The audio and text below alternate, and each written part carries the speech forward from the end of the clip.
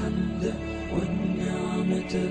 لك والملك لا شريك لك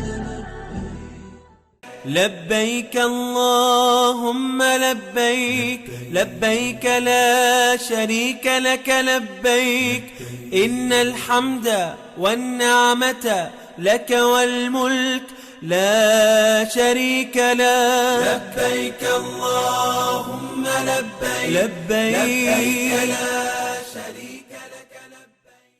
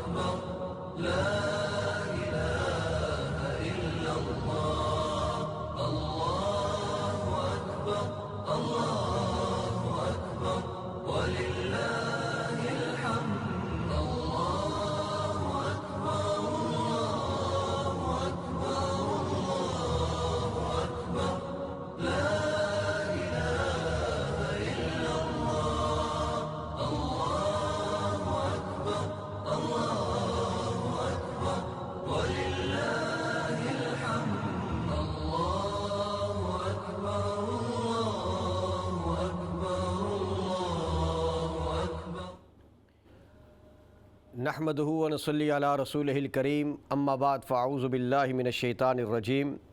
بسم اللہ الرحمن الرحیم وللہ علی الناس حج البیت من استطاع الیہ سبیلا ومن کفر فإن اللہ غنی عن العالمین صدق اللہ العظیم۔ نہایت ہی قابل احترام ناظرین و سامعین محترم، حج کے اس خصوصی پروگرام کی خصوصی ٹرانسمیشن کے ساتھ آپ کا میزبان اعجاز احمد نیروی حاضر خدمت ہے۔ یہ ایک طویل ٹرانسمیشن ہے، طویل دورانیہ ہے، جس میں آپ لوگ اپنے گھر میں بیٹھے اسلام چینل کی اسکرین کے ذریعے آپ حج کے ان معاملات میں جو اس وقت وہاں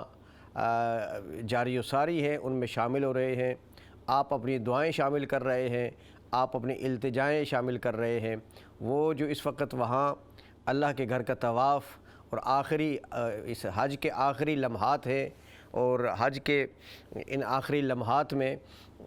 آپ اپنی التجائیں وہاں شامل کر رہے ہیں، یہ ہمارے لیے ایک بہترین ذریعہ اور وسیلہ بنا ہے اسلام چینل اردو کی یہ ٹرانسمیشن کہ ہم وہاں اس وقت شامل ہیں اور طواف وداع کی تیاریاں ہو رہی ہیں، کچھ اس میں مصروف ہیں اور حج کے آخری لمحات چل رہے ہیں۔ اس پروگرام میں انشاءاللہ العزیز ہمارے اسکالرز جس طرح ہمارے ہر پروگرام میں مختلف اسکالرز اپنے خیالات کا اظہار بھی فرماتے ہیں، اور انشاءاللہ آج بھی ہمارے اس پروگرام میں ہمارے ساتھ ایک معروف علمی شخصیت، ایک اسلام کی ایک عظیم اسکالر اور کافی ادارہ جات سے منسلک اور کافی ٹی وی چینلز کے ساتھ جن کی وابستگی رہی، وہ انشاءاللہ العزیز حضرت علامہ صاحبزادہ غلام جیلانی صاحب الازہری کچھ دیر کے بعد وہ بھی ہمارے ساتھ پروگرام میں شامل ہوں گے، اور ہم ان سے بھی حج کے عنوان پر ہم انشاءاللہ العزیز ان سے بھی فیض حاصل کریں گے۔ ناظرین و سامعین محترم، اللہ تبارک و تعالی نے قرآن پاک میں ارشاد فرمایا وَلِلَّهِ عَلَى النَّاسِ حِجُّ الْبَيْتِ مَنِ اسْتَطَاعَ إِلَيْهِ سَبِيلًا، کہ اللہ تبارک و تعالی کی رضا حاصل کرنے کے لیے، اللہ کے لیے جو لوگ اس راستے میں استطاعت رکھتے ہوں ان پر لازم ہے کہ وہ حج کرے۔ وَمَنْ كَفَرَ فَإِنَّ اللَّهَ غَنِيٌّ عَنِ الْعَالَمِينَ، اور جو اس حکم کی پیروی نہ کرے تو اسے معلوم ہونا چاہیے کہ اللہ تبارک و تعالی تمام جہان والوں سے بے نیاز ہے۔ سامعین و ناظرین محترم، حج اسلام کے 5 جو بنیادی ارکان ہیں ان میں سے 5واں رکن ہے، اور اس کی جو حج کی یہ جو عبادت ہے یہ بہت خاص عبادت ہے۔ اس کا حکم ملا ہے سال میں 1 مرتبہ، ہمیں حکم ملا ہے کہ ہم اللہ تبارک و تعالی کے پاکیزہ گھر کی زیارت کریں، اور وہاں وقوف عرفہ حج کہلاتا ہے، اور وہاں جو مختلف دیگر زیارات ہیں ان سے بھی مستفید ہوں، اور اللہ تبارک و تعالی کی بارگاہ میں اپنی حاضری لگوائیں۔ سال میں 1 مرتبہ ایسا موقع آتا ہے کہ ہم اللہ کے گھر کی زیارت کرتے ہیں، اور مختلف ملکوں سے، مختلف خطوں سے، مختلف جہات اور علاقہ جات سے لوگ ایک لباس میں ملبوس ہو کر ایک نعرہ بلند کرتے ہوئے، کوئی دوسرا نعرہ نہیں لگتا، ایک ہی نعرہ ہوتا ہے لبیک اللہم لبیک لبیک لا شریک لک لبیک ان الحمد والنعمت لک والملک لا شریک لک۔ ایک ہی صدا ہے، اور یہ جواب ہے حضرت سیدنا ابراہیم خلیل اللہ علیہ السلام کی اس صدا کا، جب انہوں نے تعمیر کعبہ کی اور اس کے بعد لوگوں کو حج کے لیے دعوت دی، تو پھر آپ کی آواز ہر ایک تک پہنچی، اور پھر اس کے جواب میں ارواح نے، بچوں نے، بزرگوں نے، جس تک آواز پہنچی جو عالم ارواح میں تھے، انہوں نے بھی صدا لگائی کہ لبیک اللہم لبیک لبیک لا شریک لک لبیک۔ تو آج وہ صدا اللہ پاک کو اتنی پسند آ گئی کہ یہی صدا قیامت تک جو لوگ اس پاکیزہ گھر کی زیارت کے لیے آئیں گے یہی صدا لگاتے ہوئے آئیں گے۔ ناظرین و سامعین محترم، حج کے بارے میں نبی اکرم صلی اللہ تعالی علیہ وآلہ وسلم کی بڑی واضح حدیث پاک ہے، فرمایا کہ جو شخص پورے اہتمام کے ساتھ حج کرتا ہے اور اس میں وہ فسق و فجور نہیں کرتا، تو وہ اس طرح ہے گویا کہ ابھی نومولود بچہ ہے۔ جس طرح ایک نومولود بچہ گناہوں سے پاک ہوتا ہے، اس طرح گناہوں سے پاک ہو جاتا ہے۔ تو گناہوں سے پاک کرنے والا، اور حج اللہ تبارک و تعالیٰ کے محبوب صلی اللہ تعالیٰ علیہ وآلہ وسلم نے حج کے لیے فرمایا یہ حج میری امت کے ضعیفوں کا جہاد ہے۔ اس سے ثابت یہ ہوا کہ حج جوانی میں، بڑھاپے میں، بچپن میں، جب بھی انسان کو، بچپن میں تو اس کے پر لازم نہیں ہوگا، حج فرض نہیں ہوگا چونکہ وہ اس پر احکامات ابھی اگر لازم نہیں ہے تو، لیکن اگر وہ جوانی کے عالم میں ہے یا بڑھاپے کے عالم میں ہے، کسی بھی عمر کے حصے میں ہے، وہ حج کے اس فریضے کو ادا کر سکتا ہے۔ حج کے لیے اللہ تبارک و تعالیٰ نے جو قرآن پاک میں متعدد جو آیات بینات ہیں، ان میں اللہ تبارک و تعالیٰ نے اس حج کی جو فضیلت فرمائی، جو فضیلت بیان فرمائی، اس میں جو کامن چیز ملتی ہے وہ یہ ہے کہ حج اللہ کی رضا کے لیے کیا جاتا ہے۔ ہماری زندگی کی ساری عبادات اللہ کی رضا کے لیے ہوتی ہیں، ہر کام رضا الہی کے حصول کے لیے ہوتا ہے، اور حج کے مقاصد میں سے مقصد اولی رضا الہی کا حصول ہے۔ کیوں کہ ایک انسان اگر وہ کسی بھی خطے کا رہنے والا ہے، اس نے اپنا لباس اتار لینا ہے۔ وہ اگر ویسٹرن لباس پہننے والا ہے تو اس نے ویسٹرن لباس اتارنا ہے، اگر وہ ایشین ہے تو اس نے ایشین لباس اتارنا ہے، اگر وہ مڈل ایسٹ کا رہنے والا ہے تو اس نے وہ لباس چھوڑ دینا ہے۔ اور حکم یہ ملا ہے کہ اب وہ 2 چادریں جو حضرت سیدنا ابراہیم خلیل اللہ علیہ السلام نے اس گھر کی تعمیر کے موقع پر 2 چادریں پہنی ہوئی تھیں، وہی 2 چادریں پہنیں اور وہ 2 چادریں پہن کر میرے اس گھر کا طواف کریں اور حج کرنے کے لیے تشریف لائیں۔ ناظرین و سامعین محترم، حج کے مقاصد میں سے جو میں نے عرض کیا کہ حج کے مقاصد میں سے جو مقصد اولی ہے وہ ہے رضا الہی کا حصول۔ اللہ تبارک و تعالیٰ کو راضی کرنے کے لیے ہم جب وہاں پہنچتے ہیں تو ہم صدا لگا رہے ہوتے ہیں، لبیک اللہم لبیک لبیک لا شریک لک لبیک، دنیا سے بے نیاز ہو کر اپنے کاروبار، اپنے دنیاوی معاملات، اپنے رشتہ دار، اپنے فیملی، اپنے دوست، عزیز و اقارب، اور اپنے بزنس اور تجارت کے کاروبار، اپنے جاب اور ورک کے معاملات، یہ سارے ان لمحات میں پس پشت رہ جاتے ہیں۔ اس وقت انسان کے دل و دماغ پر ایک ہی بات سوار ہوتی ہے کہ میں اس وقت اللہ کے گھر میں حاضر ہوں اور اللہ کی بارگاہ میں اس وقت میری حاضری لگ رہی ہے۔ اللہ تبارک و تعالیٰ مجھے اپنی نگاہ شفقت سے جس طرح اس کی شان ہے وہ ملاحظہ فرما رہا ہے۔ ویسے تو اللہ تبارک و تعالیٰ کی شان یہ ہے کہ وہ ہر جگہ ملاحظہ فرماتا ہے، لیکن وہاں کی ایک خاص کیفیت ہے۔ وہ حاجی جب حج کرنے کے لیے وہاں پہنچتے ہیں، طواف کرتے ہیں، وقوف عرفہ کرتے ہیں، مینا میں ٹھہرتے ہیں یا رمی جمار کرتے ہیں، اس وقت ان کی کیفیت یہی ہوا کرتی ہے کہ وہ اس وقت یہ سمجھ رہے ہوتے ہیں کہ ہم رب کائنات کی بارگاہ میں اس وقت حاضر ہیں۔ اللہ تبارک و تعالیٰ اپنی شان کے مطابق اپنی خصوصی نگاہ شفقت مجھ پہ فرما رہا ہے، اور پھر انسان کے سامنے سارے گناہ ہوتے ہیں، ساری اس کی زندگی کی پچھلی زندگی میں جتنا کچھ اس نے کیا ہوتا ہے، بتغاضۂ بشریت اس سے جو کچھ سرزد ہو چکا ہوتا ہے وہ سارا اس کے سامنے ہوتا ہے۔ آج وہ دن ہے کہ جس دن اللہ تبارک و تعالیٰ کی بارگاہ میں التجائیں کرنی ہے، گڑ گڑانا ہے، معافی مانگنی ہے۔ نہ جانے یہ لمحات پھر مل سکیں یا نہ ملیں، تو بندہ ان کیفیات کو لے کر جب رب کائنات کی بارگاہ میں جاتا ہے، دیکھیں اللہ کی بارگاہ میں سامعین و ناظرین محترم، جب بندہ اللہ کی بارگاہ میں انتہائی تذلل کے ساتھ، عاجزی اور انکساری کے ساتھ دعا کرتا ہے تو وہ دعا اللہ تبارک و تعالیٰ کی بارگاہ سے اس کے لیے اجابت کی بارگاہ تک پہنچتی ہے، اور اس کی دل کی جتنی بھی وہ آرزویں اور خواہشیں ہوا کرتی ہیں اللہ تبارک و تعالیٰ وہ ساری پوری فرماتا ہے۔ حج میں جس طرح بیان کیا گیا کہ حج سے کرنے سے انسان گناہوں سے اس طرح پاک ہو جاتا ہے جس طرح گویا کہ نومولود بچہ ہے،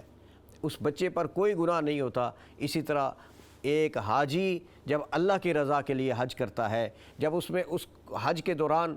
اس کو وہ فسق و فجور سے پاک ہوتا ہے، وہ گالی گلوچ سے پاک ہوتا ہے، وہ رضائے الہی کے حصول کے لیے وہاں ٹھہرتا ہے، وہ ساری تکالیف کو برداشت کرتا ہے، وہ سارے اخراجات برداشت کرتا ہے اور تکالیف برداشت کرتا ہے کہ اللہ کے رضا مجھے حاصل ہو جائے گی، تو اللہ تبارک و تعالیٰ اس کے سارے گناہوں کو معاف فرما کر اسے ایک نئی زندگی عطا فرما کر پھر واپس وہ بندہ واپس آتا ہے، اسے ایک نئی حیات ملتی ہے، وہ حیات جاوداں۔ اب جو انسان جو حج کر کے فارغ ہوتے ہیں، اب ان پر یہ ڈیپینڈ کرتا ہے کہ وہ آئندہ آنے والی زندگی کس طرح کی کریں گے۔ آیا اس زندگی میں پھر ان کا وہ پرانا طریقہ کار دوبارہ بحال ہو جائے گا، یا وہ آنے والی زندگی اللہ اور اس کے رسول کے بتائے ہوئے اصولوں کے مطابق گزاریں گے۔ اگر تو وہ اللہ اور اللہ کے رسول کے بتائے ہوئے اصولوں کے مطابق اپنی زندگی گزاریں گے تو یقیناً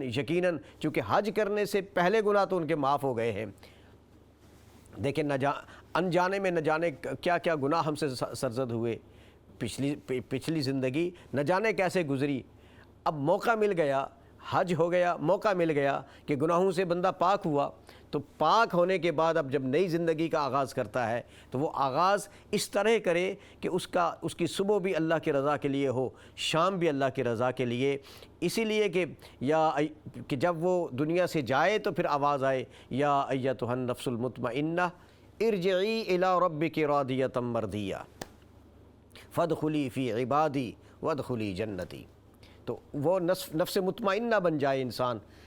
اب تو پتہ چل گیا کہ اللہ کے نبی علیہ السلام نے فرمایا کہ نیو بورن بیبی، ایک نومولود بچے کی طرح وہ تو گناہوں سے پاک ہو گیا ہے، اب اس کو اپنی زندگی مزید اچھائیوں کی طرف، لیکن اگر واپس آ کر پھر وہی پرانے کام شروع کر دیے، جن پرانے کاموں کی معافی مانگنے کے لیے گئے تھے اب وہی اگر شروع ہوئے تو یہ بہتر نہیں ہے۔ تو حج کے آداب میں سے یہ سب سے بڑا ادب یہ ہے کہ حج کرنے کے بعد اپنی زندگی میں ایک بدلاؤ آنا چاہیے، زندگی میں تبدیلی آنی چاہیے، اور ایسی تبدیلی ہو کہ پھر اللہ اور اللہ کے رسول کے احکامات سے ہٹ کے پھر دوسری طرف انسان کہیں نہ جائے۔ اللہ کے نبی علیہ السلام کی ایک حدیث پاک ہے، ارشاد فرمایا کہ حج کرو غنی ہو جاؤ گے۔ حج سے غنا ملتا ہے۔ دیکھیے بظاہر تو حج کرنے سے انسان پر اخراجات آتے ہیں، وہ خرچے کر رہا ہے، لیکن حدیث پاک یہ ہے کہ حج کرو غنی ہو جاؤ گے۔ اس کا مقصد یہ ہے کہ جب ہم حج کریں گے تو حج کرنے کے بعد ہماری زندگی ایک نئے اصولوں پر ہو جائے گی، اور پھر روحانی کیفیات بھی ہمیں میسر آئیں گی۔ اور اسی اعتبار سے جس طرح رسول اللہ علیہ السلام نے فرمایا کہ غنی ہو جاؤ گے، اس کا مقصد یہ ہے کہ غربت ختم ہو جائے گی۔ تو چونکہ رسول اللہ علیہ السلام کے ہر فرمان عالی شان میں حکمت پوشیدہ ہوا کرتی ہے، تو اس حکمت کو حکیم ہی جانتا ہے، لیکن ہمیں تو اس بات پر عمل کرنا ہے کہ ہم اگر حج کریں گے تو واقعی ہم غنی ہو جائیں گے، ہماری غربت دور ہو جائے گی۔ ایک صحابی نے رسول اللہ علیہ السلام سے پوچھا، یا رسول اللہ ہر سال حج کریں؟ حضور نے جواب ارشاد نہیں فرمایا۔ آپ نے پھر عرض کیا کہ یا رسول اللہ ہر سال حج فرض ہے؟ حضور علیہ السلام نے پھر جواب ارشاد نہیں فرمایا۔ تیسری دفعہ پھر انہوں نے پوچھا، یا رسول اللہ حج ہر سال فرض ہے؟ اللہ کے نبی پھر خاموش رہے، اور بعد میں ارشاد فرمایا کہ لو کنت نعم لوجبت، اگر میں نعم کہہ دیتا تو تم پر حج ہر سال واجب ہو جاتا، اور آپ لوگوں پر مشکل ہو جاتا کہ آپ کس طرح حج کرو گے۔ سبحان اللہ، وہ زباں جس کو کن کی کنجی کہیں، اس کی نافذ حکومت پہ لاکھوں سلام۔ رسول اللہ علیہ السلام اگر ارشاد فرما دیتے کہ ہاں ہر سال حج لازم ہے تو پھر حج واجب ہو جاتا۔ تو یہ اللہ کی مہربانی ہے، نبی علیہ السلام کا ہم پر احسان ہے کہ حج سال میں ایک مرتبہ ہے، اور اگر ساری زندگی میں ایک مرتبہ ہے، ساری زندگی میں ایک مرتبہ مسلمان پر حج فرض ہو جاتا ہے اگر وہ صاحب استطاعت ہے تو اگر ہر سال کرنا پڑتا تو کتنی مشکلات ہوتی۔ اگر زندگی میں ایک مرتبہ کرنے سے ہم لوگ اعراض برتتے ہیں، زندگی میں ایک مرتبہ حج کرنے سے ہم نہ جانے کتنے ہیلے اور بہانے ڈھونڈتے ہیں حج کے سفر پر نہ جانے کے لیے، تو اگر ہر سال جانا پڑتا تو پھر کیفیت کیا ہوتی۔ دوستان محترم، حضور نبی کریم صلی اللہ تعالیٰ علیہ وآلہ وسلم کا ایک ارشاد گرامی ہے کہ جو شخص حج نہیں کرتا اس پر حج واجب ہوا، اس کو اللہ نے استطاعت عطا فرمائی، اور اس کے باوجود اس نے حج نہیں کیا تو اللہ کے نبی علیہ السلام فرماتے ہیں کہ پھر وہ یہودی ہو کے مرے یا وہ نصرانی ہو کے مرے، اس کی کوئی پرواہ نہیں، یعنی وہ مسلمان نہ بھی رہے۔ اور پھر اگر حج سے انکار کرنے والے کے لیے ارشاد فرمایا نا کہ وَلِلَّهِ عَلَى النَّاسِ حِجُّ الْبَيْتِ مَنِ اسْتَطَاعَ إِلَيْهِ سَبِيلًا، کہ جو شخص حج کے راستے میں استطاعت رکھتا ہے اس پر لازم ہے کہ وہ حج کرے، اور آگے فرمایا وَمَنْ كَفَرَ فَإِنَّ اللَّهَ غَنِيٌّ عَنِ الْعَالَمِينَ، اور جس نے کفر کیا۔ اب یہاں سے بعض علماء نے یہ بھی اخذ کیا ہے کہ حج کا انکار کفر ہے، اور یہاں جو معنی بن رہا ہے اس کے اعتبار سے یہ ہے کہ جس نے حج نہ کیا تو حج نہ کرنا بھی ایک حج واجب ہے، حج فرض ہے، اس کے باوجود وہ حج ادا نہیں کیا تو گویا کہ اس نے کفر کیا۔ تو اس پر بڑی وعیدیں ہیں، بہت بڑی وعیدیں ہیں، اور ان پر ہمیں سوچنا چاہیے کہ جو بلکہ حضرت عمر فاروق رضی اللہ تعالیٰ عنہ کے ساتھ یہ حدیث پاک ان سے مروی ہے کہ انہوں نے فرمایا کہ رسول اللہ علیہ الصلوۃ والسلام نے فرمایا کہ من مات وهو موسر فلم يحج فيمت على اي حال شاء یہودیا او نصرانیہ. فرمایا کہ صاحب استطاعت ہونے کے باوجود حج نہ کرنے والے کو اگر وہ حج نہیں کیا اس نے تو وہ کافر ہو کے وہ یہودی ہو کے مرے یا نصرانی، اس کی کوئی پرواہ نہیں. تو یہاں یہ سوچنا ہے کہ جو وہ احباب اب تو جو خوش نصیب وہاں موجود ہیں، حج کر رہے ہیں اور وہ برکتیں سمیٹ رہے ہیں، رحمتوں سے اپنے دامن بھر رہے ہیں، اور جنہوں نے طواف کعبہ کیا، جنہوں نے منا میں قیام کیا، مزدلفہ میں ٹھہرے،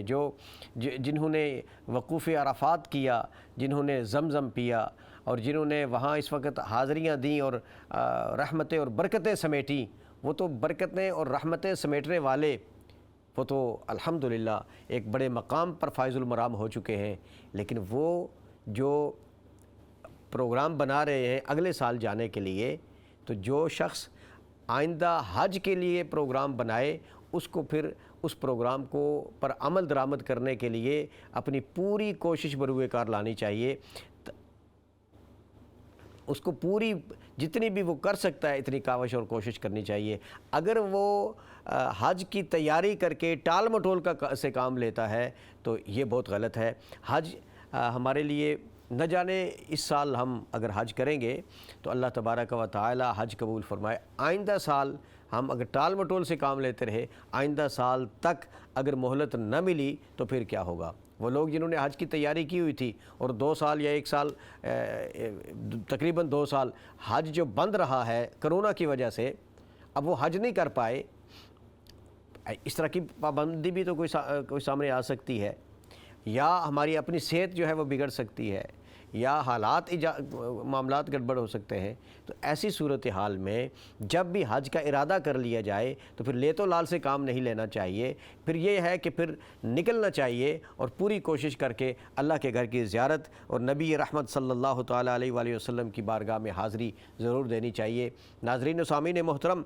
اب جو ہے حج کے وہ آخری لمحات آ چکے ہیں، جو لمحات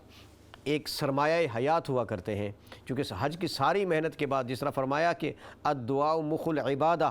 کہ دعا جو ہے ساری عبادت کا مغز ہوا کرتی ہے. اب دعا کے لمحات ہیں، آخری لمحات حج کے، اور اس کے بعد گڑ گڑا کر رو کر عاجزی کے ساتھ اللہ کی بارگاہ میں لوگ عرض کرتے ہیں. اور پھر جب یہ آخری لمحات گزر جائیں گے تو پھر 1 سال تک پھر یہ بہاریں دیکھنے کے لیے ہم آنکھیں ترستی ہوں گی. پھر جب حج کا مہینہ آتا ہے تو پھر نہ جانے کہ خوشی کا عالم کیا ہوتا ہے. وہ لوگ جو حج پہ جا رہے ہوتے ہیں اور جو نہیں جا رہے ہوتے انہیں بھی خوشی ہوتی ہے کہ ایک ایسا موسم بہار آ رہا ہے کہ جو ہمارے گناہوں کو ختم کر دے گا. ہم اپنے گھروں میں بیٹھ کر بھی اس سے فیض حاصل کر سکتے ہیں، اس ماہ مبارک سے فیض حاصل کر سکتے ہیں. اس کے رات اور دن، جس طرح اس کی پہلی 10 راتوں کو اللہ تبارک و تعالیٰ نے قرآن پاک میں ان کی قسم اٹھائی ہے، وَلَيَالٍ عَشْرٍ کہہ کے ان کی قسم اٹھائی ہے رب کائنات نے. کیوں؟ اس لیے کہ یہ بڑی اہم ترین راتیں ہیں. یہ ضروری نہیں کہ جو حج پہ گئے ہوئے ہیں وہ اس سے فیضیاب ہوں گے، وہ تو ہوں گے ہی، لیکن جو پیچھے رہ جانے والے ہیں، جو وہاں سے دور ہیں، جو حج نہیں کر سکتے، ان کے لیے بھی یہ راتیں بڑی بابرکت راتیں تھیں. اور اب جو لمحات ہیں، ان لمحات میں بھی ہمیں اللہ اور اللہ کے رسول صلی اللہ تعالیٰ علیہ وآلہ وسلم کے بتائے ہوئے طریقوں پر عمل کرنے سے سب سے زیادہ یہ مانگنا چاہیے کہ ہمیں اللہ تبارک و تعالیٰ ایسا وہ عطا فرمائے، ایسی زندگی عطا فرمائے جس زندگی میں بغاوت نہ ہو، اللہ کے احکامات کی سرکشی نہ ہو، نبی رحمت صلی اللہ تعالیٰ علیہ وسلم کی شریعت مطہرہ کی. سب سے بڑی چیز حج جو ہے، حج سب سے زیادہ جو ہمیں اس وقت امت مسلمہ کو ضرورت ہے، وہ امت مسلمہ کے اتحاد کی ضرورت ہے. اگر یہ امت اگر متحد ہو جائے، اگر منظم ہو جائے تو یقین جانیے کہ پھر پورے جہان میں اسلام کی عظمتیں پھیل سکتی ہیں. جس طرح کہ فرمایا گیا کہ آج جب حج کرنے کے لیے آتے ہو تو اپنے سارے لباس اتار کر 2 چادریں پہنو تاکہ پتہ چلے کہ یہاں کوئی ایشین نہیں ہے، یہاں کوئی یورپین نہیں ہے، یہاں کوئی مڈل ایسٹ والا نہیں ہے، سارے مسلمان ہیں۔ اسی طرح کاش کہ ہم وہاں سے جب واپس آئیں تو ہمارے اندر جو کدورتیں اور نفرتیں ہیں،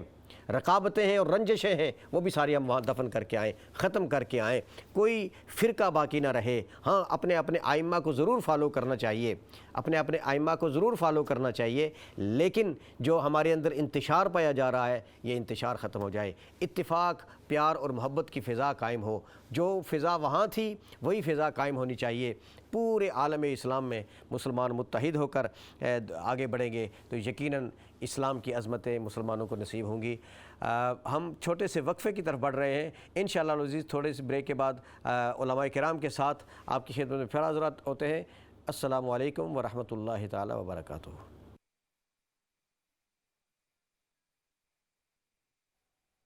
لبيك اللهم لبيك لبيك لا شريك لك لبيك إن الحمد والنعمة لك والملك لا شريك لك لبيك اللهم لبيك لبيك لا شريك لك لبيك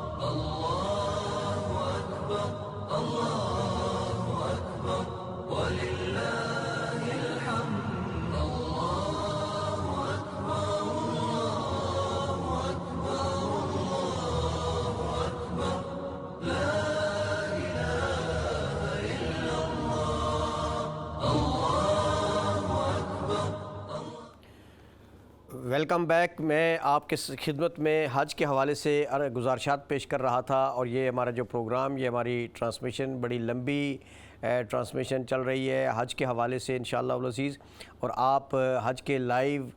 مناظر بھی ملاحظہ فرما رہے ہیں اور ساتھ ساتھ اس کے حوالے سے گفتگو بھی سماعت فرما رہے ہیں۔ ناظرین و سامعین محترم، حاجی اب واپس وہاں سے آج اپنی جتنا بھی حج کے معاملات ہیں کمپلیٹ کرنے کے بعد پھر وہ واپس آنا شروع ہو جائیں گے انشاءاللہ العزیز کل سے۔ اور نبی اکرم صلی اللہ تعالیٰ علیہ وآلہ وسلم نے ارشاد فرمایا، صاحب بزار نے اس میں فرمایا ہے کہ حج اور عمرہ کرنے والے اللہ کے مہمان ہیں، اللہ نے ان کو بلایا، یہ حاضر ہوئے، انہوں نے اللہ سے جو مانگا اللہ نے ان کو عطا کر دیا۔ یہ کتنا بڑا اعزاز ہے ان کے لیے زبان رحمت للعالمین سے کہ یہ اللہ کے مہمان تھے، اللہ نے ان کو بلایا اور ان کو جو انہوں نے مانگا اللہ نے ان کو عطا فرما دیا۔ اور پھر یہ ارشاد فرمایا، آقا علیہ الصلوۃ والسلام فرماتے ہیں کہ یا اللہ جو حج کرنے والے ہیں ان کو بخش دے، اور جس کے لیے یہ دعا مانگے اس کو بھی بخش دے۔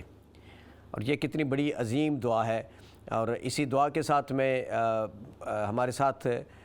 پروگرام میں شامل ہوتے ہیں ہائی ویکم سے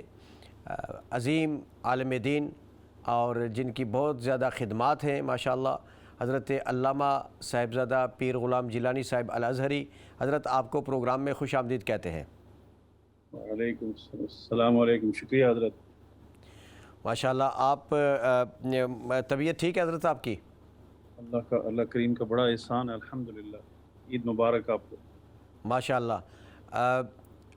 ماشاءاللہ، آپ بڑے اچھے ماحول میں تشریف فرما ہیں اور انجوائے کر رہے ہیں ماشاءاللہ بڑے اچھے انداز میں۔ حضرت آج حج کی جو لمبی ٹرانسمیشن تھی اسلام چینل اردو پر، اور اس کے آخری لمحات ہیں، اور بے شمار حاجیوں نے حج کے مزے لوٹے اور اللہ کی بارگاہ میں حاضری اور وہاں کے سارے معاملات۔ تو آج اختتامی مراحل ہیں، تو اس حوالے سے ہم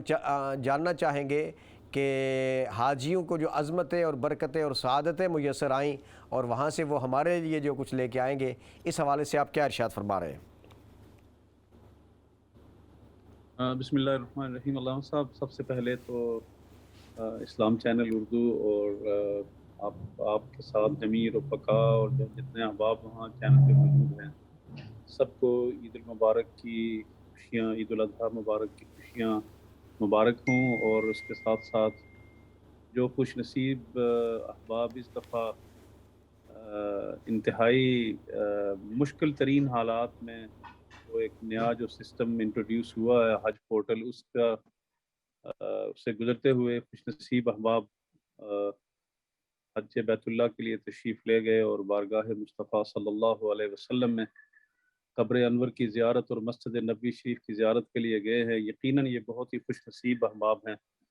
اور سب سے بڑی جو اہم بات ہے اس دفعہ حج،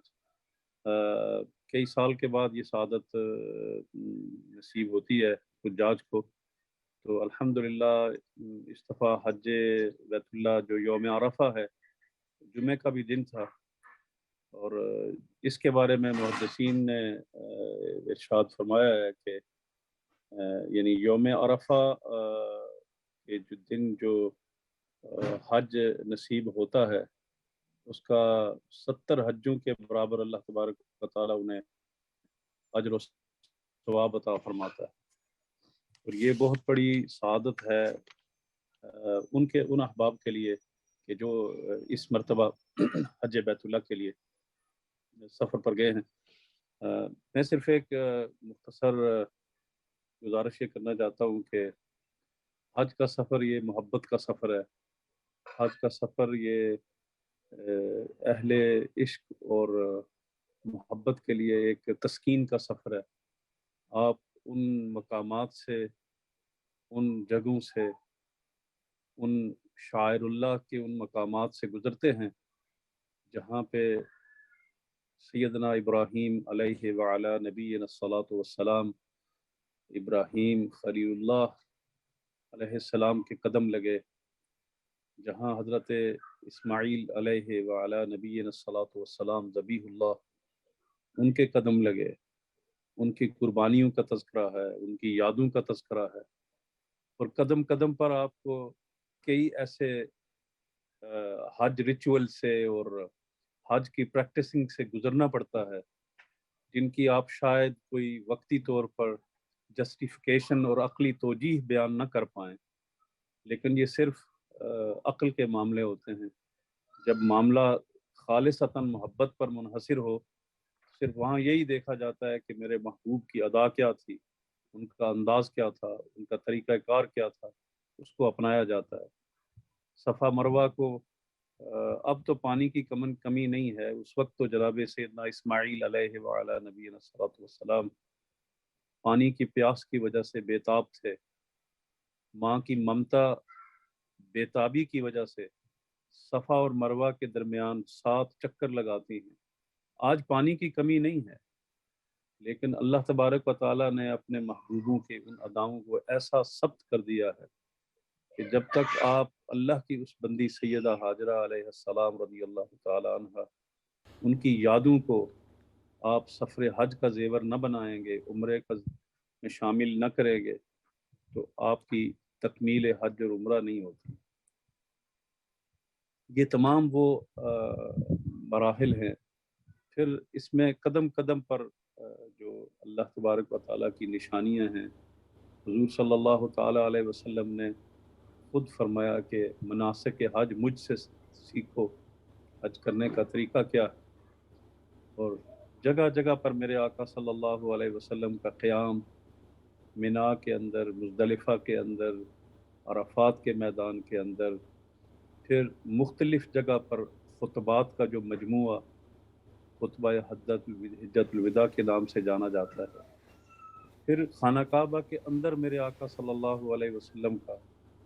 کعبہ شریفہ کو مخاطب کر کے آپ کے خطاب فرمانا، زمزم شریف پہ تشریف لے جانا، اور ہر جگہ پہ مقام ابراہیم پہ رکعتین کی واجب 2 رکعت واجب کی ادائیگی، یہ تمام وہ مراحل ہیں جو صرف ان کی توجیہ ایک محبت والا دل ہی سمجھ سکتا ہے۔ تو حاجی جب اگر اس سمجھ کے ساتھ اور اس ذوق کے ساتھ سفر کرے تو اللہ تبارک و تعالی جب وہ واپس آتا ہے تو صرف یہی انعام نہیں ہوتا کہ وہ گناہوں سے پاک ہو کے آتا ہے جس طرح آج ہی اس کو دنیا میں جانا ہوا، بلکہ وہ اپنے ساتھ اپنے دل کے اندر محبت کا وہ نور اور وہ چاشنی اور وہ لذت بھی لے کے آتا ہے۔ جب وہ خوابوں کی دنیا میں بھی ہوتا ہے تو اس کو وہی کیفیات جن کی کوئی ظاہری عقلی توجیہ نہیں ہو سکتی وہ کر رہا ہوتا ہے۔ کبھی وہ طواف کعبہ میں چکر کاٹ رہا ہے، کبھی حجر اسود کے لیے بےتابی سے بوسہ لینے کی بے قراری ہے، کبھی زمزم کو پی رہا ہے، کبھی وہ اس کو اپنے چہرے پہ مل رہا ہے، کبھی صفا اور مروہ کے درمیان دوڑتے ہوئے جہاں توحید الہی کا نغمہ لا الہ الا اللہ وحدہ لا شریک لہ لاتا ہے، وہیں اس کے تصور میں یہی بات ہوتی ہے کہ یہ تو وہ جگہ ہے جہاں پر جناب سیدہ ہاجرہ دوڑی تھی۔ جب وہ منا اور عرفات اور مزدلفہ میں جاتا ہے، بالخصوص منا کے اندر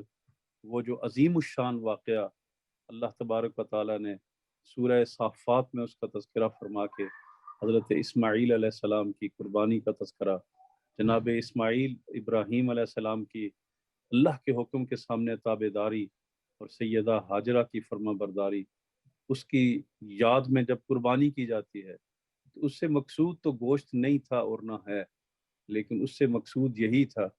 کہ جب اللہ کا حکم تمہارے سامنے آ گیا تو اس کے سامنے ماں کا رول کیا ہوگا، بیٹے کا رول کیا ہوگا، باپ کا رول کیا ہوگا، ایک عورت کس طریقے سے حکم الہی کے سامنے بجا آوری کے لیے اپنے سر کو کس طریقے سے جھکا دیتی ہے۔ ایک باپ جو واقعتاً تو اللہ کے نبی ہیں، خلیل ہیں، لیکن پھر بھی رشتے کے اعتبار سے تو بڑھاپے میں جو سہارا ملے اس کو اللہ کی بارگاہ میں قربان کرنا اور تیاری کر لینا، تو اللہ تبارک و تعالیٰ نے اس انداز کی، اس وفاداری کی، اس خلیل ہونے کی قربانی کی نشانیاں جو بکھری پڑی ہیں وہاں پر، اور قدم قدم پر آپ کو دعوت دیتی ہیں کہ رک جاؤ، یہاں پر ریفلیکٹ کرو، غور فرماؤ، سوچو کہ تم کیا کر رہے ہو، یہ حج کیا ہے، کس طرح کا سفر ہے۔ قربانی کر کے پیش کرنے پر جب موقع آیا تو اللہ تعالیٰ خود فرماتا ہے فلما اسلما وتلہ للجبین ونادیناہ ان یا ابراہیم قد صدقت الرؤیا انا کذلک نجزی المحسنین۔ جب یہ اعلان کامیابی ہوتا ہے، اللہ تبارک و تعالیٰ ان کی اس وفاداری کو اور خلیل کے اس جذبے کو قبول فرما دیتا ہے۔ اسماعیل کی قربانی بھی قبول ہے اور جنت سے دمبا بھی بھیج دیا جاتا ہے۔ یہ ساری وہ مہربانیاں اور کرم نوازیاں ہیں جو ان پر انسان غور کرتا ہے قدم قدم پر۔ حج یہ ایسی عبادت نہیں ہے کہ جس میں آپ صرف گنتی کے ساتھ کام چلا لیں یا کوئی جسٹ اونلی کوئک فکس کر کے کوئی معاملہ، ایک قدم قدم پر ایک محبت کی اداؤں کو اپنے نظروں، نگاہوں اور دل کے سامنے رکھ کے چلنا پڑتا ہے، اور پھر جب انسان اس سعادت سے بہرہ مند ہو جائے تو حاجیو آؤ شہنشاہ کا روزہ دیکھو، کعبہ تو دیکھ چکے، کعبے کا کعبہ دیکھو، گناہوں سے معافی کا سامان ہوا، آؤ جب تمہیں اب اس کو مزید محلہ کرنے کے لیے، اس کو زیور سے آراستہ کرنے کے لیے اپنے خطاؤں کو لے کر، اپنے اس کیفیت کو لے کر اب در مصطفیٰ میں حاضر ہو جائے۔ وَلَوْ أَنَّهُمْ إِذ ظَّلَمُوا أَنفُسَهُمْ جَاءُوكَ فَاسْتَغْفَرُوا اللَّهَ وَاسْتَغْفَرَ لَهُمُ الرَّسُولُ لَوَجَدُوا اللَّهَ تَوَّابًا رَحِيمًا۔ تو اللہ تبارک و تعالیٰ اپنے حبیب صلی اللہ علیہ وسلم کے صدقے ہم عرض گناہ ہے اللہ کی بارگاہ میں، اللہ ان حجاج کرام کا حج اپنی بارگاہ میں قبول فرمائے، اور حج کی برکتیں ان کو ہمیشہ سمیٹنے کی توفیق عطا فرمائے، اور وہ ہمیشہ اس لذت سے آشنا رہیں، اور بقیہ زندگی اللہ تبارک و تعالی حج مبرور کی جو علامات اور نشانیاں ہیں اللہ تبارک و تعالی وہ ان کا ظہور ان کے وجود سے فرمائے، اور در مصطفیٰ کی مقبول حاضری اللہ تعالی نصیب فرمائے۔ جزاک اللہ خیر۔ علامہ صاحب، کچھ ایسی باتیں ہیں جو ہم چاہیں گے کہ مزید اس پر بھی تھوڑی مزید گفتگو ہو، یعنی یہ کہ حج کے آداب میں سے ایک تو یہ ہے کہ جب حج کر کے واپس آتے ہیں تو بعض لوگ حج کی نمود و نمائش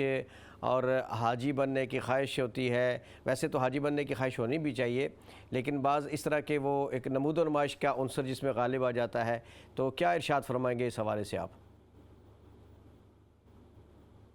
بسم اللہ الرحمن الرحیم۔ علامہ صاحب، گزارش یہ ہے کہ نمود و نمائش تو اب تو اس سے بچنا اتنا آسان نہیں رہا، اسپیشلی اس دور میں، اور جو بچا کرتے تھے اب ان سے بھی نہیں بچنا اتنا آسان، ان کو بھی اتنا بچنا آسان نہیں رہا۔ اللہ کی رحمت اور توفیق کے ساتھ جو بچ سکتا ہے، لیکن بالخصوص ہمارے ہاں ایک کلچر ہے تھوڑا سا، یہ نہ جانے کس وجہ سے ہے، لیکن ہم جو دکھلاوا ہے اس کی طرف توجہ زیادہ ہوتی ہے،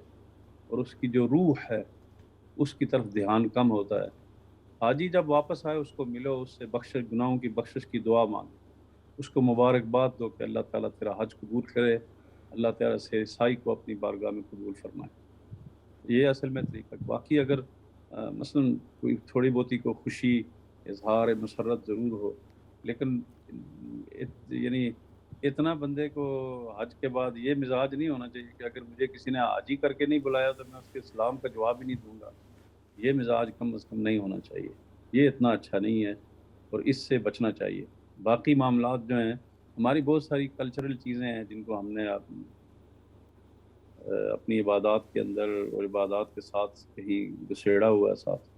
اللہ تعالیٰ ہمیں اس سے بچنے کی توفیق عطا فرمائے، اور صحیح طور پر دل کے ساتھ ہمیں عبادات کی اللہ تبارک و تعالیٰ وہ کیفیات نصیب فرمائے، اور ہمیں سیدھے راستے پر چلنے کی توفیق عطا فرمائے۔ ریاکاری سے عبادت ضائع ہو جاتی ہے اور نقصان ہوتا ہے بہت زیادہ، اور پھر وہ شیطان خوش ہوتا ہے۔ جس مقصد کے لیے آپ کام کرتے ہیں، ہزاروں پاؤنڈ بھی آپ خرچ کریں، اور اس کے بعد آپ کا نامہ اعمال ان سعادتوں اور برکتوں سے خالی ہو، تو یہ نفع والا سودا نہیں ہے۔ اس سے بچنے کے لیے میرے خیال میں اگر کوئی کسی کو خود اپنی محبت سے کوئی ٹائٹل دیتا ہے تو الحمدللہ رب العالمین، لیکن خود اس نام کا حصہ ہی بن جائے اور اس کے بغیر اگر لکھتے ہیں تو خفائی ہو جائے بندہ، تو یہ محل نظر ہوگا اور کافی ساری محرومیوں کا سبب ہے۔ واللہ ورسولہ عالم۔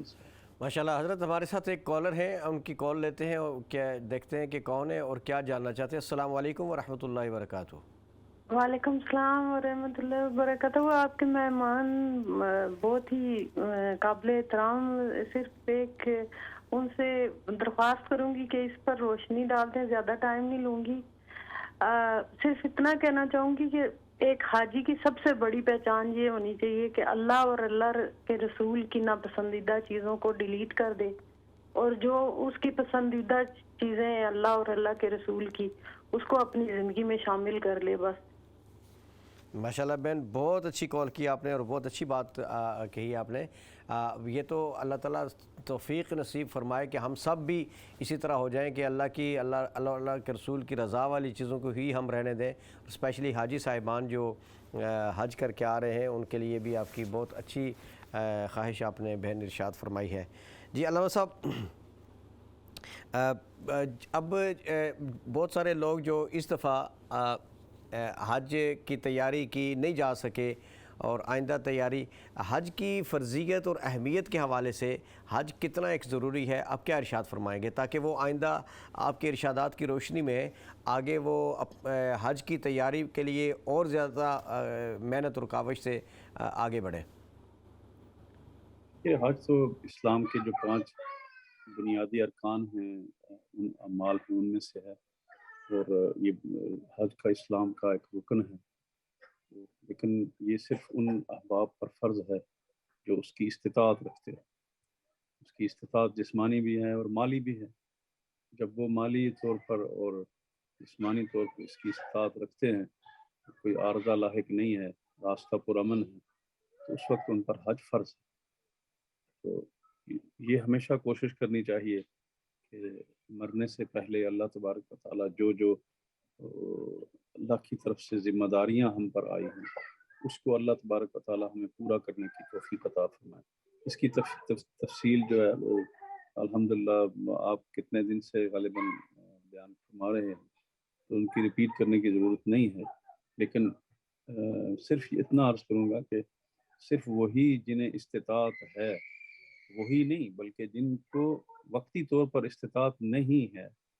وہ بھی تمنا ضرور کیا کریں کہ رب العالمین مجھے بھی اس اہل بنا، اس قابل بنا کہ ایک دن میں تیری بارگاہ میں حاضر ہو سکوں اور اس سعادت کو حاصل کر سکوں۔ اور ساتھ یہ بھی نیت کر لیا کریں کہ رب العالمین مجھ مسکین کو یہ بھی ہمت دے کہ میں تیرے محبوب صلی اللہ علیہ وسلم کے قدموں میں حاضری دے سکوں،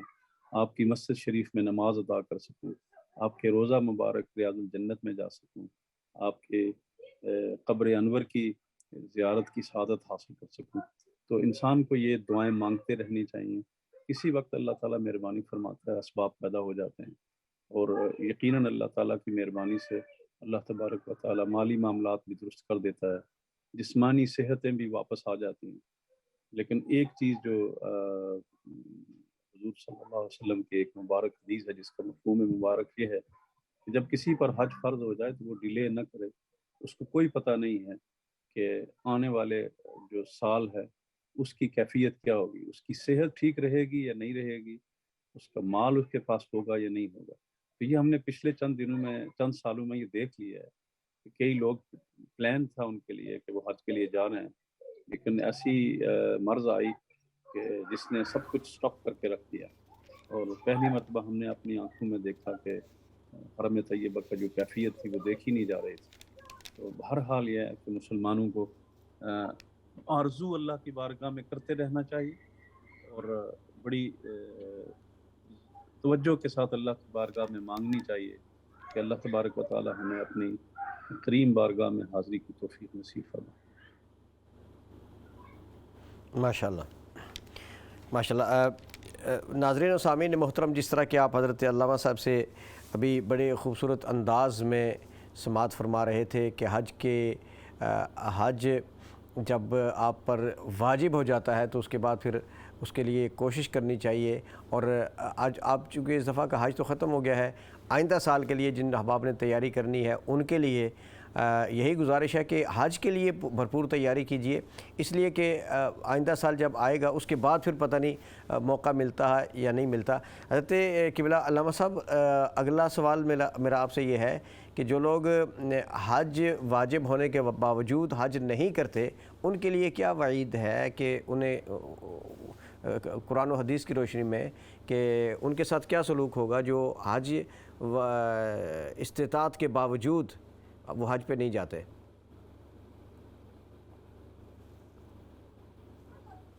اللہ الرحمن الرحیم۔ اب خوشیوں کے ساتھ دوسرا معاملہ بھی بیلنس رکھنا چاہتے ہیں، تو معاملہ یہ ہے کہ پیارے آقا صلی اللہ تعالیٰ علیہ وسلم کا ارشاد گرامی ہے کہ جو شخص حج جس پر فرض ہو اور وہ ادا نہ کرے اور وہ ہمت نہ کرے، کوشش سے ہی نہ کرے جانے کی، تو اللہ تبارک و تعالیٰ کو اس سے کوئی غرض نہیں ہے کہ وہ یہودی ہو کے مرتا ہے یا نصرانی ہو کے مرتا ہے۔ اس پر علماء نے بہت گفتگو فرمائی ہے، لیکن ایک چیز جو سب سے بڑی یہ ہے کہ یہ جو سوچ اور فکر ہے کہ ہمیں کوئی کم از کم سخت قسم کی پنشمنٹ کا ہی اطلاع ملے، اس کے بعد ہی ہم نے سیدھا کام کرنا ہے، اس کو بھی دماغ سے نکلنا چاہیے، اور کام کوئی محبت کے طور پر بھی کرنے چاہیے، کوئی چاہت کے ذریعے بھی کرنے چاہیے۔ تو یوں یہ ذہن میں رکھیں کہ جو اللہ تبارک و تعالیٰ کی جو احکام ہیں ان کی نافرمانی کرنا، نماز فرض ہے، روزہ فرض ہے، زکوٰۃ فرض ہے، حج اور زکوٰۃ صاحب استطاعت پر فرض ہیں، حج صاحب نصاب پر فرض ہے اور زکوٰۃ، حج صاحب استطاعت پر فرض ہے اور زکوٰۃ صاحب نصاب پر فرض ہے. تو یہ اوبلیگیشنز ہیں، ان کو آپ نے کرنا ہی کرنا ہے. اس کے لیے آپ کا کوئی آپشن نہیں ہے. اگر نہیں کریں گے تو آپ اپنے آپ کو نافرمانوں میں شمار کر رہے ہیں. جس بندے کا یہ بلیو ہے کہ میں نے حساب کتاب کل جانا ہے اور میں نے ہمیشہ اس دنیا میں نہیں رہنا، تو اس کو تو کم از کم یہ فکر آتی ہوگی کہ میرے پاس اگر اتنا مال و دولت ہے تو اللہ تبارک و تعالیٰ نے اس پر میری ذمہ داری کو لگائی ہے کہ نہیں. اسی وجہ سے علماء نے، فقہاء نے یہ لکھا ہے کہ جس صاحب کو کسی وجہ سے وہ حج پر نہیں جا سکا، کسی عذر کی وجہ سے، جان بوجھ کے تو اللہ انکار کرے گا تو وہ تو خیر بالکل ہی فولڈ سے ہی باہر نکل جائے گا. لیکن اگر کوئی بندہ غفلت یا سستی کی وجہ سے یا بیماری کی وجہ سے، غفلت یا سستی نہیں لیکن کسی بیماری کی وجہ سے اگر اس نے حج نہیں کر پایا تو وہ وصیت کر جائے اپنے مال سے، وہ وصیت کر جائے کہ میری طرف سے جو ہے وہ وصیت تیسرے مال کے تیسرے حصے میں ہوگی، تو وہ کر جائے کہ اس میں سے میری طرف سے حج ادا کیا جائے. اور اسی لیے حج بدل کیا جاتا ہے، اور حج بدل کی بھی کنڈیشنز ہیں. ماشاءاللہ حضرت، ایک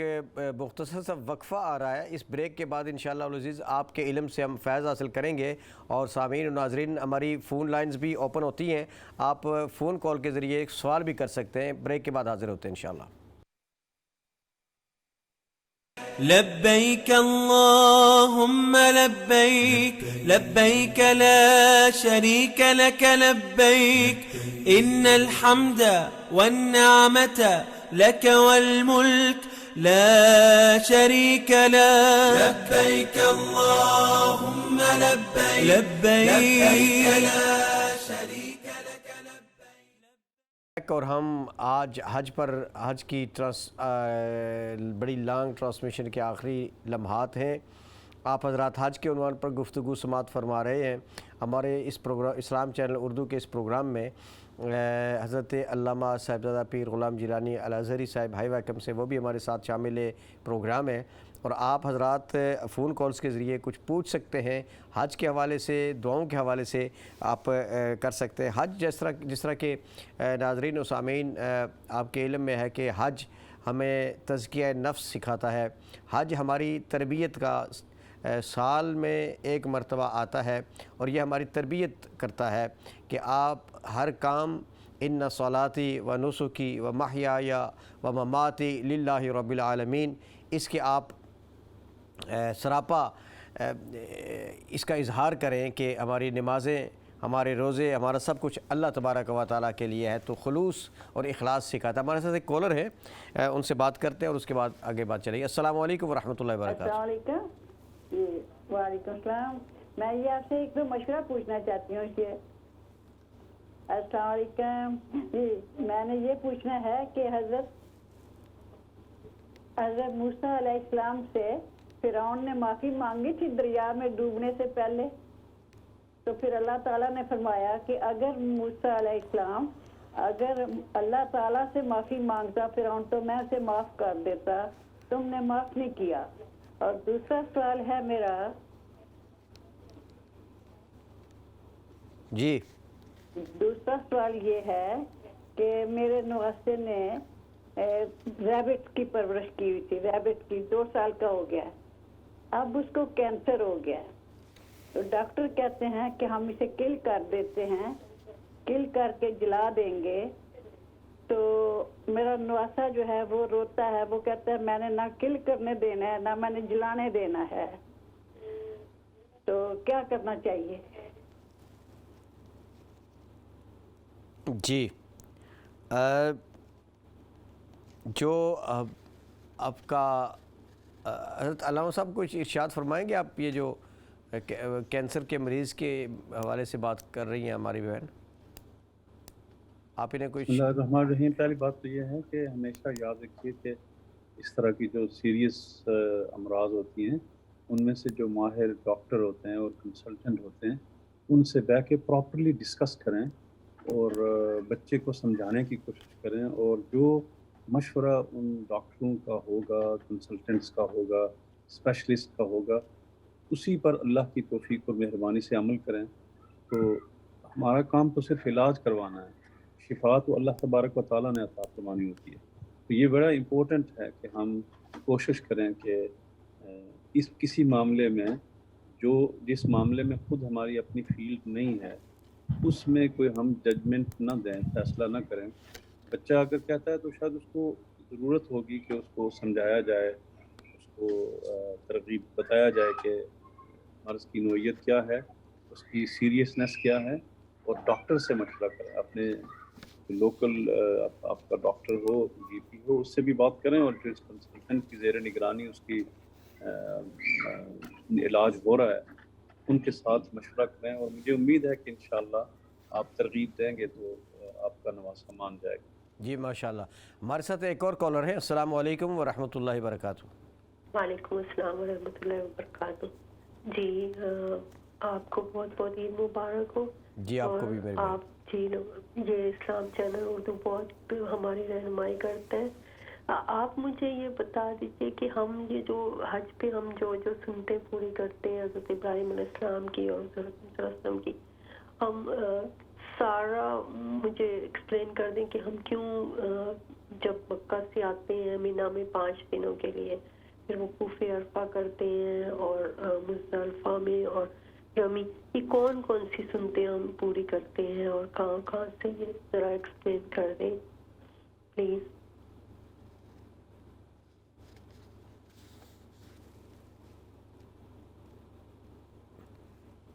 جی یہ میری بہن، میرا خیال ہے آپ کا سوال یہ ہے کہ یہ جو مناسک حج ادا کیے جاتے ہیں یہ کیوں اس طرح ادا کیے جاتے ہیں، غالباً یہی سوال ہے آپ کا؟ بہن چلی گئی۔ جی حضرت علامہ صاحب، بہن نے پوچھا ہے کہ یہ جو جتنے بھی مناسک حج ہیں جو کچھ ہم ادا کرتے ہیں یہ کیوں ہم کرتے ہیں اس طرح؟ بسم اللہ الرحمن الرحیم۔ دیکھیے مناسک حج کی ادائیگی جو ہے نا، یہ ایگزیکٹلی جو حج ہیں یہ یعنی 8 تاریخ، 8، 9، 10، 11، 12، 13 تاریخ، یہ اس کے 5-6 دن ہیں اس کے جو ایگزیکٹلی جن میں کہ حج کے مناسک کے لیے مختص ہیں۔ 8 تاریخ کو یوم ترویح کہتے ہیں، پھر اس کے بعد جب حاجی صاحبان مکہ مکرمہ سے مینا کی طرف جاتے ہیں، پھر 9 تاریخ کو جو ہے وہ یوم عرفہ، جو حج کا رکن اعظم جو ادا کیا جاتا ہے وہ ہے، پھر 9 تاریخ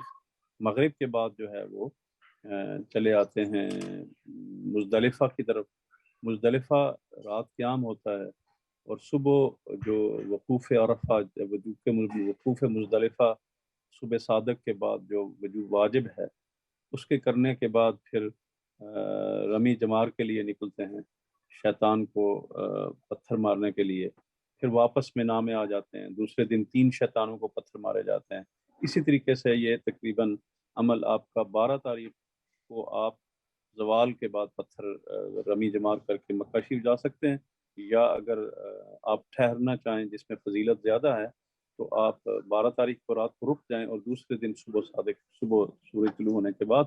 آپ رمی جمار کر کے مکہ شریف تشریف لے جائیں۔ یہ حج آپ کا جو اس کے ریچولز ہیں، مناسک ہیں،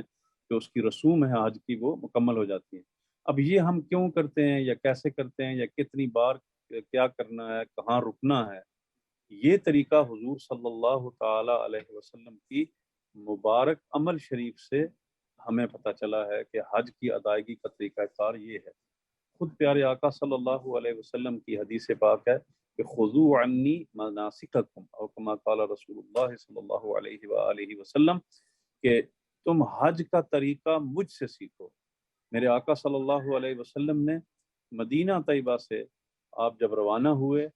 اور ذوالحلیفہ میں جو اب یار علی ہے وہاں سے آپ نے احرام باندھا، اور احرام باندھ کے حضور صلی اللہ علیہ وسلم پورا سفر کر کے مکہ شریف تشریف لائے۔ وہاں پر آقا علیہ الصلوۃ والسلام نے جتنا جو عمل فرمایا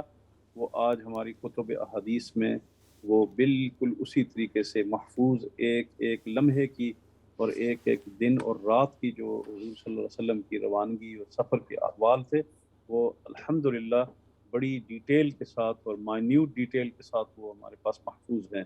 اور وہی ایکچولی وہی حج ہے۔ اب اس میں کوئی چیزیں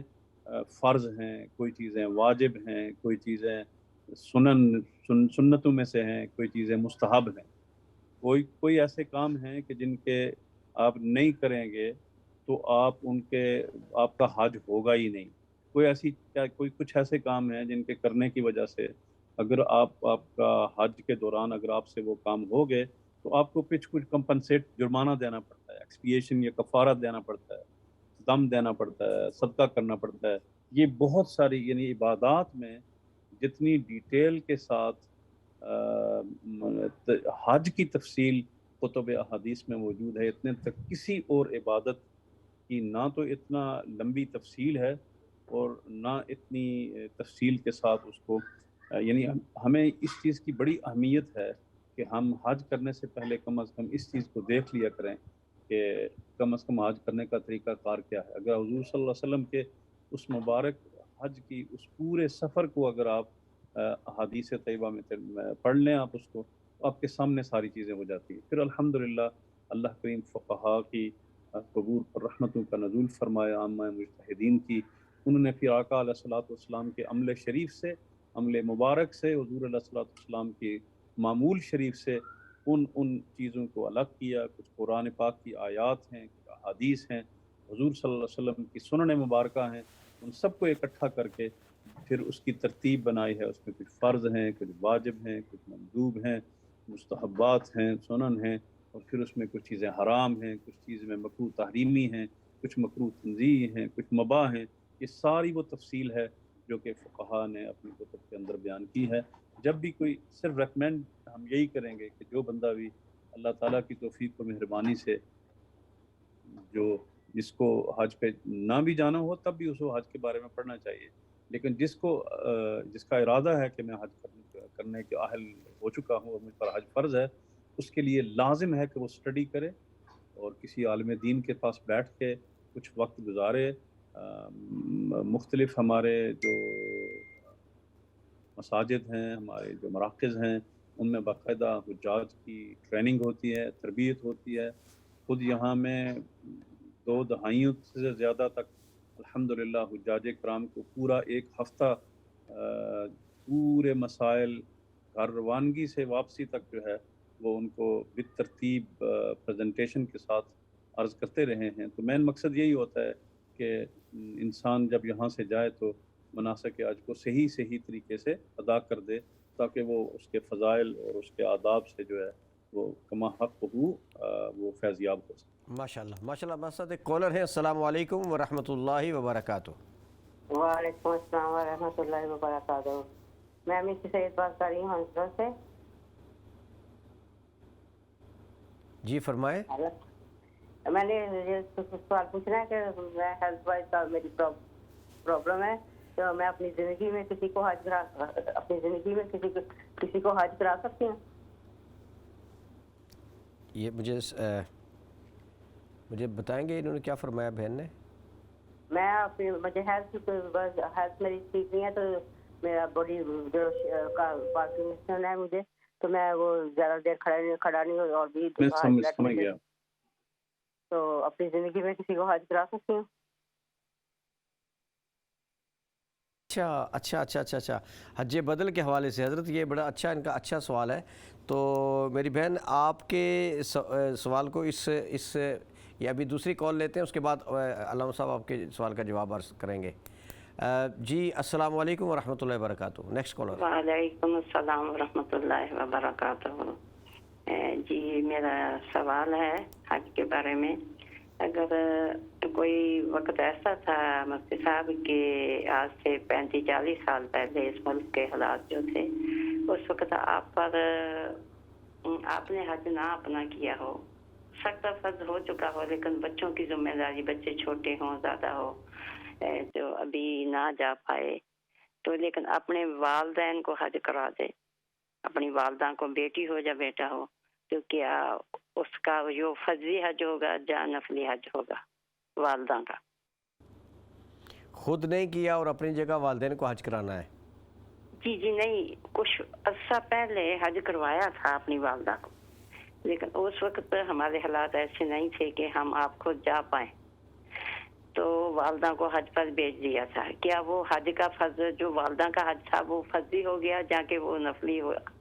क्योंकि अपना हज तो फर्जी होगा, जो आपने खुद करना है वो फर्जी हज होगा पहला, मगर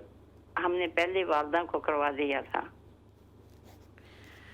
अच्छा, मैं अल्लामा साहब से आपका सवाल पूछता हूँ, इंशाल्लाह वो इरशाद फरमाएंगे, आप ज़रा सुनते रहिएगा, ठीक है जी। अस्सलाम वालेकुम जी। हज़रत अल्लामा साहब, पहले ये जो हमारी बहन ने अभी सवाल किया है कि कुछ साल पहले इन्होंने हज करवाया था अपनी वालदा को, तो वो जो वालदा को हज करवाया था, कहती हैं वो फ़र्ज़ी हज अदा हुआ है या नफली हज अदा हुआ है? देखिए, ये इन्होंने बहुत सही फरमाया कि हमारे यहाँ कल्चरली ये बात होती है कि वो जब तक माँ बाप ने ना हज किया हो तो औलाद बड़ी शर्मसारी महसूस करती है कि यार मेरे बाप ने हज नहीं किया, मेरी माँ ने हज नहीं किया, तो मैं कैसे करूँ। अब ये हमारा अपनी एक वो खुद साख्ता एक सोच है, लेकिन उसूली तौर पर हज सिर्फ उसी पर फ़र्ज़ होगा कि जिसके पास इस्तिताअत है, जिसके पास माल है। तो अब अगर बेटा फ़र्ज़ किया अपने माल से, अपने वालिदो के अंत व माल कल अबीका के तहत, तो बेटे का माल भी बाप का ही होता है, लेकिन मिल्कियत तो खैर ज़ाहिरी तौर पर बेटे की होती है अगर बाप के पास ना हो। तो मसला ये है कि अगर फ़र्ज़ किया किसी बेटी ने या बेटे ने अपने माँ या बाप को हज करवाया और उस वक्त उन पर हज फ़र्ज़ नहीं था, उनको एहतरामन हज पर ले गए, बाद में माँ और बाप के पास इतनी दौलत जमा हो गई कि जिसकी वजह से उन पर हज फ़र्ज़ है, तो वो हज पहला जो उन्होंने किया था वो उनकी तरफ से हज नफल ही होगा, और हज फ़र्ज़ उनको दोबारा अपने पैसे से खुद अदा करना होगा। जी माशाल्लाह। अगर फ़र्ज़ किया बाप मालदार था और उस पर उस वक्त भी हज फ़र्ज़ था, लेकिन बेटे ने बतौर मुरव्वत के ये कहा कि अब्बू आप हज पे जा रहे हैं, तो मेरी ये सादत है कि मैं भी आपका बेटा हूँ, ये हज के अखराजात आपके मैं बर्दाश्त करता हूँ। तो अगर वो बाप अपनी तरफ से उस वक्त हज फ़र्ज़ की नीयत के तरफ से जाता है तो उसकी तरफ से हज फ़र्ज़ होगा, चाहे उसका अखराजात उसका बेटी या बेटा ही करें। लेकिन इस सूरत हाल में जो मुहतरमा हमारी बहन फरमा रही हैं, इस सूरत में ये हज नफल ही लगता है। माशा। इनसे ठीक पहले है एक जनाब। और सवाल भी था। जी हज़रत, दूसरा जो पहली बहन ने पूछा था वो ये कह रही थी कि वो ख़ुद सफ़र करने के काबिल नहीं है और खड़ी भी नहीं हो सकती, सफ़र के काबिल नहीं है, तो वो अपनी जगह किसी को अगर हज करवा दें, हज बदल का वो मसला पूछना चाह रही थी, तो इस हवाले से आप क्या इरशाद फरमाएंगे? बिल्कुल ऐसा ही है, हज बदल का पूरा एक चैप्टर है जो कुतुब अहादीस में और कुतुब फ़िक़्ह में इसकी तफसील मौजूद है। इसका खुलासा ये है कि कोई शख्स भी जो अपनी किसी उज़र की वजह से वो हज नहीं कर सकता, चाहे उसका उज़र कोई जिस्मानी उज़र हो या कोई और उज़र हो, तो उसकी वजह से अगर वो हज नहीं कर सकता तो अपनी जगह पर किसी दूसरे शख्स को अपनी ज़िंदगी में भी वो हज बदल पर भेज सकता है। अगर उसको ये अंदाज़ा है कि मेरा वो उज़र, मेरी वो एक्सक्यूज़ जो है वो ज़िंदगी भर रिकवर होने वाला नहीं है और मैं ख़ुद हज के जो मनासिक हैं वो अदा करने के काबिल नहीं रहूँगा, तो ये बेहतर है कि उसको अपनी ज़िंदगी में ही इसका इंतज़ाम कर ले। इसलिए कि जब आपका विसाल हो जाए, फ़ौत हो जाए, उसके बाद जो आपका माल था वो था, अब वो सारे का सारा उसके वारिस कोई और होंगे, उन पर फ़र्ज़ नहीं रहेगा कि वो आपकी तरफ से हज बदल करवाएं। हाँ, औलाद अगर फर्माबरदार होगी, अगर औलाद वफ़ादार होगी, तो वो अपने माँ बाप की तरफ से, उनको पता था कि मुझे ऐसे लोगों का पता है कि जिनको जब मसले की समझ आई तो उन्होंने पीछे 10-10 साल 20-20 साल के रिकॉर्ड निकाल के अपने माँ बाप के अकाउंट्स चेक करके कि किस साल में उनको हज फ़र्ज़ हुआ था, तो अगर वो फ़ौत हुए हैं तो उनकी तरफ से अपने माँ बाप की तरफ से हज करवाया। ऐसे बेटे भी हैं अल्हम्दुलिल्लाह। और ये भी ज़हन में रखें कि हदीस पाक में बहुत बड़ी फजीलत आई है कि बिलखसूस अगर भी جو بندہ فوت ہوا اس کی طرف سے اگر کوئی اولاد اس کے اپنے بیٹے یا بیٹی میں سے جس نے اپنا حج فرض ادا کر چکا ہے، اگر وہ کوئی حج ادا کرے گا تو اللہ تعالیٰ اس کو ایک حج کے بدلے میں 10 حجوں کا ثواب عطا فرمائے گا، اور اس کا شمار اللہ تبارک و تعالیٰ ابرار میں کرے گا، سبحان اللہ۔ صالحین اور نیک لوگوں میں اللہ تعالیٰ اس کا شمار کرے گا۔ اب مسئلہ یہ ہوتا ہے کہ ہمارے ہاں یہ کلچرلی مصیبت بنی ہوتی ہے، ہم سوچتے ہیں جی چونکہ میرے ابو نے نہیں حج کیا لہٰذا میں کیسے کر سکتا ہوں، اور پھر اس کو ڈیلے کرتے ہیں وداؤٹ اینی ریزن۔ یہ ایکسکیوز ہمارے اپنے من گھڑت ہیں، یہ فیبریکیٹڈ ہیں، ان کا کوئی شریعت سے تعلق نہیں ہے، یہ ہماری اپنی سوچ ہوتی ہے جس کی وجہ سے ہم ایسا کرتے ہیں۔ تو ایسا نہیں کرنا چاہیے، بلکہ ہمیں شریعت کے معاملے میں ہمارا طریقہ، یعنی اسلام کیا مطلب ہوتا ہے؟ اسلام کا مطلب ہوتا ہے سرنڈر کرنا۔ سرنڈر کس کے آگے؟ اللہ اور اس کے رسول کے حکم کے سامنے۔ تو اللہ اور اس کے رسول کے حکم کے سامنے جب آپ سرنڈر کرتے ہیں اس کا مطلب یہ ہے کہ آپ نے دین کو الحمدللہ اس کے سامنے اپنی گردن کو جھکایا ہے، اور اللہ تعالیٰ پھر اس پر عمل کرنا بھی آسانی فرما دیتا ہے۔ میرے ساتھ میرے حج میں ایک نوجوان عالم دین تھے اور ینگ تھے، یہاں یو کے وہ علماء میں سے، یہاں کے پڑھے ہوئے علماء میں سے تھے۔ انہوں نے مجھے خود بتایا کہ میں یہ اپنے والدہ کی طرف سے یا والد کی طرف سے ذکر کیا حج کر رہا ہوں، اور یہ ہمیں بڑی تفصیل کے بعد پتہ چلا تھا کہ ان پر حج فرض تھا، اور یہ ہمیں دقت نظر سے تلاش کرنے کے بعد معلوم ہوا۔ تو اس کی وجہ سے میں بھائیوں نے فیصلہ کیا کہ کہیں ایسا نہ ہو کہ حج نہ کرنے کی وجہ سے ان کی گرفت نہ ہو رہی ہو، لہٰذا ہم ان کی طرف سے یہ حج بدل کرواتے ہیں۔ تو اولاد اگر اپنی طرف سے بھی خود ان کی اگر کوئی رقم موجود نہ ہو والدین کی، اپنی طرف سے بھی کر لیتے ہیں، تو حج نفل، کیونکہ حج بدل فرض بھی اور حج بدل نفل بھی یہ دونوں آپ ادا کر سکتے ہیں، اپنی زندگی میں خود بھی کروا سکتے ہیں۔ اور اگر کسی کو پتہ ہو کہ میرے پاس اتنے رقم موجود ہے، اتنے پاؤنڈ موجود ہیں، اب تو معاملہ بڑھ گیا ہے کافی، لیکن بہرحال پھر بھی انسان ورک آؤٹ کر لے کے آپ اگر کوئی 7 سٹار حج کی رقم کا انتظار کریں تو پھر میرے خیال میں تو بہت لمبا کام ہے، لیکن کم از کم نارمل جو ایک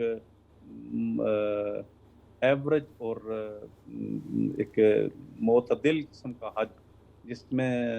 انسان اپنی ضروری جو معاملات ان کو پورا کر سکے، اگر اتنی رقم اس کی زندگی میں اس کے پاس موجود ہے تو پھر یہ لازم ضروری ہے کہ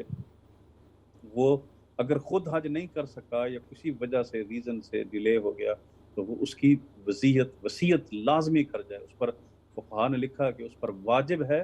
کہ وصیت کر جائے، اگر نہیں کرے گا تو گنہگار ہوگا۔ اب اس کے ورثاء کی مرضی ہے بعد میں اس کے مرنے کے بعد، کیونکہ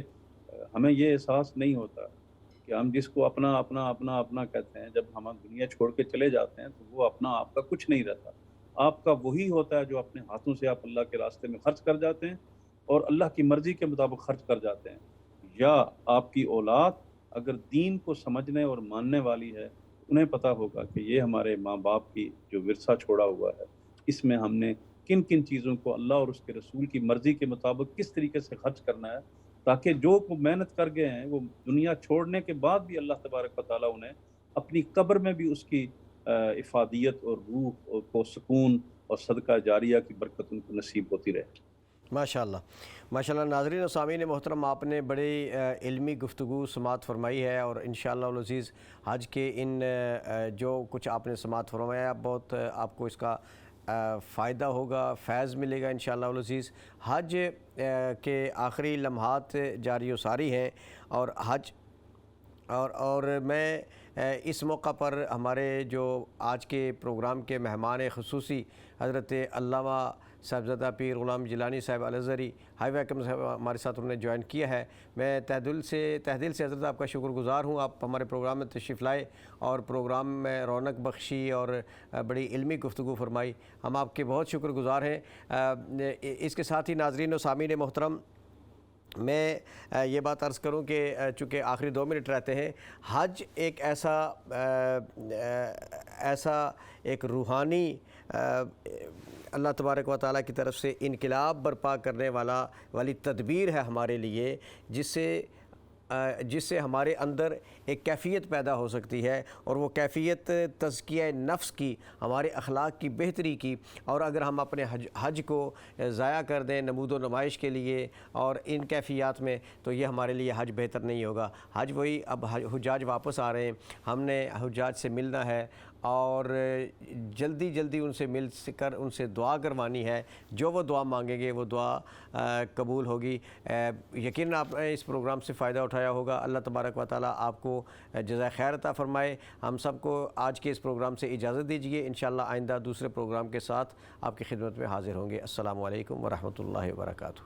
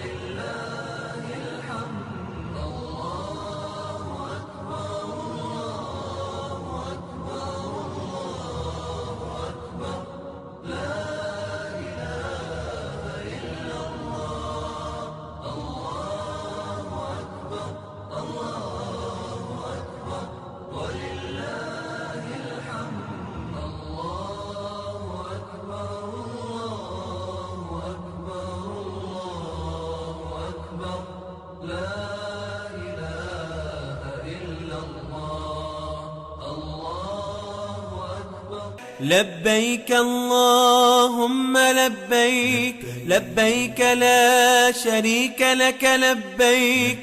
إن الحمد والنعمة لك والملك لا شريك لك. لبيك اللهم لبيك لبيك لا شريك لك لبيك.